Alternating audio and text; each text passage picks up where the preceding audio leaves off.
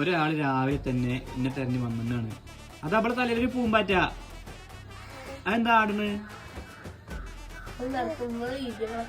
അതെ അതാ തല ആട്ടണ്ട.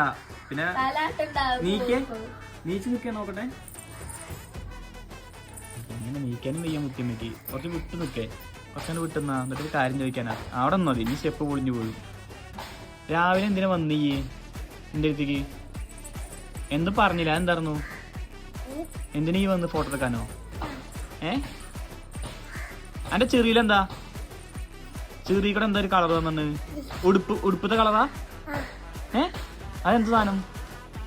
എന്താ അത്? എങ്ങനെയായി?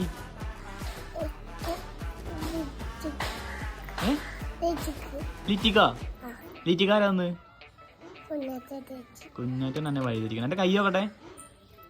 കയ്യിൽ എന്തെങ്കിലും കളറുണ്ടോ?